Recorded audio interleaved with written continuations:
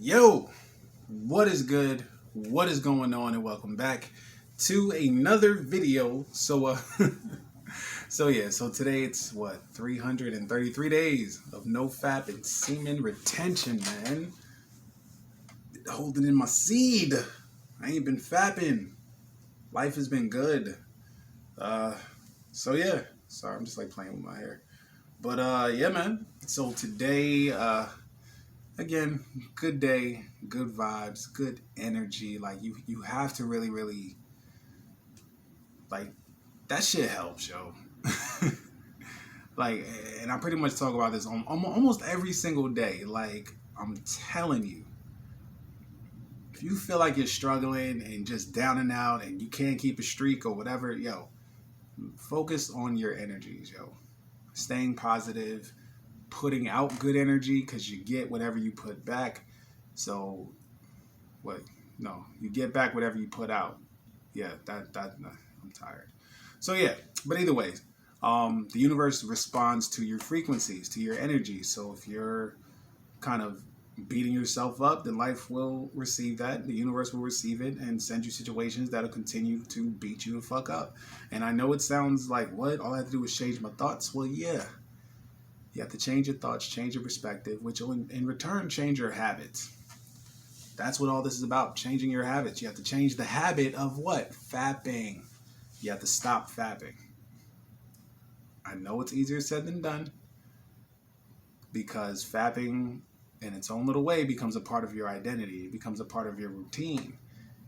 It is your how you cope with emotional stress. Any stress really, but but yeah, man.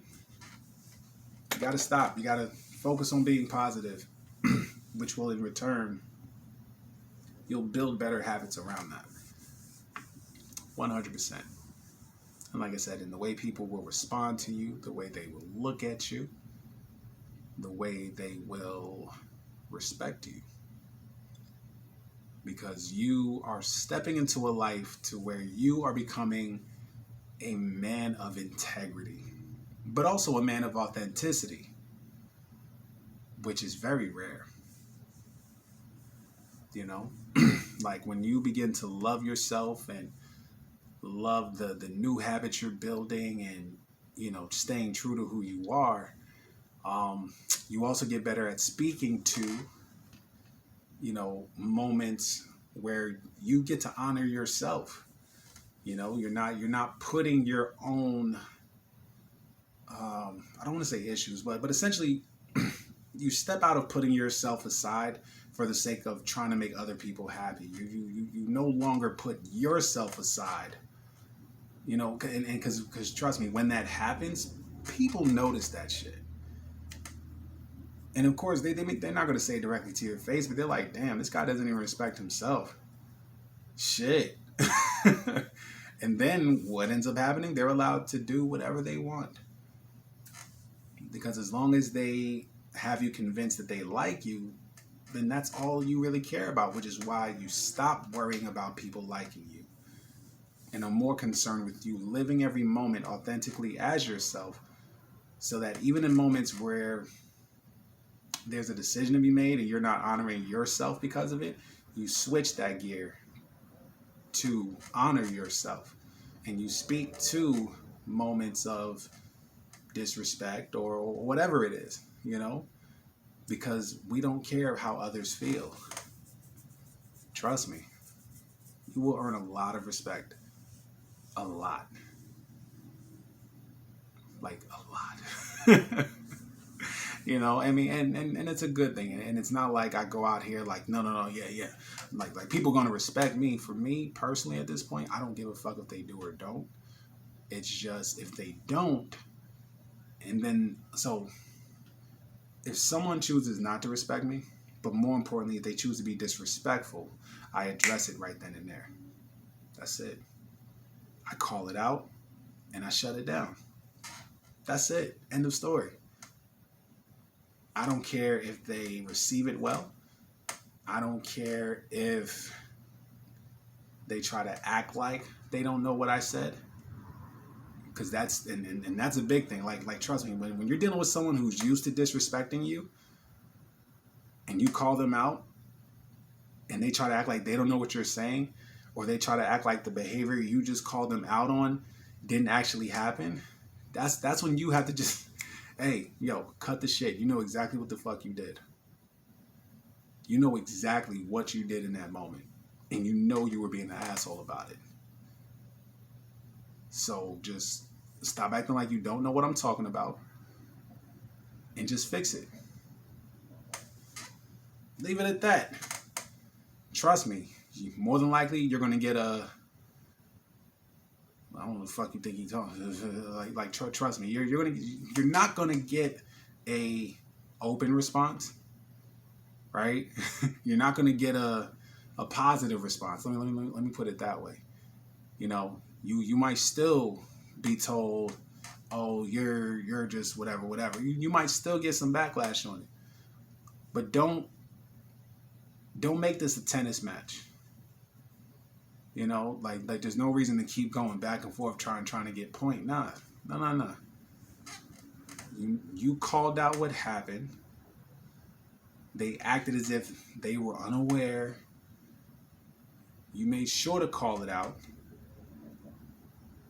Told them to correct it. You leave it at that. Right? And that's it. You leave it alone. Don't rehash the argument here. Okay? Because in situations like that, or I don't want to say argument because it really wasn't an argument, but when we do get in the habit of rehashing bad moments and experiences, but that's primarily because we didn't stand up for ourselves in that moment. Like, trust me, if you walk away from a situation and you're still thinking about it hours or days later, and you keep replaying it, it's because you want to convince yourself or get to a point to where how that situation played out, that it happened differently. Like you keep replaying it because you're changing how you handled it. You know, and unfortunately that's not how it works, you know. And it's like you kind of keep reliving that moment, just you know, because yeah, you deep down, you know, you did not honor yourself. You did not stand up for yourself.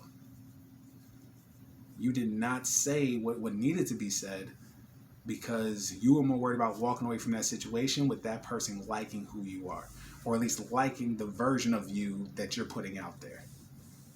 You know, because it's safe. It's safe. And we don't do that shit no more. Like I said, and I'm gonna be honest, if you're not comfortable with it, I get it, but just try it. Try it, and I guarantee you, whoever you did that to, they're still gonna talk to you. We're still gonna have good old conversations. They're still gonna be exactly who or where they're gonna be exactly who they were in your life. Even after that moment. And then that'll give you so much confidence to be like, oh, okay. Now you're even more involved with speaking your truths and calling people out on their shit. Not that you're looking for it to happen, but again, once you are being challenged and or disrespected, call it out. Call it out. This entire game is about respect. You are working and growing as a man to be your true authentic self, to live a life of integrity, to give respect and get respect. We live so much of our lives worried about everybody else, trying so hard to please people, and you know, just a bunch of bullshit. And all we ended up doing was literally betraying ourselves. In the end, your greatest pain probably has more to do with the fact that you let yourself down with the things that you allowed to happen. Let's keep it a buck. Yes, it's easier to say, oh, well, this person did that person. You allowed it. You allowed it. You allowed it. And you know you should have spoke up because you kept replaying the scenario in your fucking head. You kept reliving it and reliving it because you needed to change how that experience felt. And the only way you can truly get it back is to actually get it right in that moment. And of course, you're not going to get it right every single time. You're not going to. But when you stop giving a fuck about everybody else, stop worrying about everybody else, and focus on you and the life that you are living, because you know that you are dope. You know that you are amazing. You know that you are the prize. You are a man of purpose, integrity. Like, it's about you. Like, think about it. Women outnumber men. So what does that mean as a man? You have more options. It also means that you're rare. They outnumber us. Who's more likely to need us more than we need them? You see what I'm saying? But and again, I'm not here to bash women. I'm just simply saying, in this space of NoFap and semen retention, we are growing, we are building and working on ourselves and detaching from the need of wanting somebody to love us. Like, don't get me wrong. Yes, we all want that companionship, that friendship that turns into something truly amazing and great. But we're going to be in such a better space to where a lot of the things that we felt we needed from that companionship, which allowed us to kind of stay in any type of companionship, especially these toxic companionships that broke us at one point, we're able to fulfill a lot of that for ourselves and understand and create a better dynamic in our relationship. But more importantly, we're no longer going to be in a space to where we're kind of just dismissing things. Trust me. You when you really think about it, were you really completely blindsided? No. No. It was just early on when you should have left. You didn't. You just felt like, oh, no, it's okay. I can just love them through this and things will get better. They'll change. No, they won't. No, they won't. They are exactly who they are when they show you. And that's okay. The best part about it is that that's okay because you don't need them to be happy. Please don't forget that. Please, never forget that. The whole point of you not fapping when you're growing and you're building your own happiness, your own sense of worthiness and self-love, you don't need anybody else to make you happy. And I'm not saying this is to perpetuate a life of singleness. It's just you'll get so much better at picking a better companion for you. So much better at picking a better companion for yourself. Because you're not just jumping to anything that acts like they like you. You know? And you're less likely to jump into another toxic situation. But again, you'll be happy with or without them. And that's amazing. That's where every man should be. Because when you get to that space, even rejection,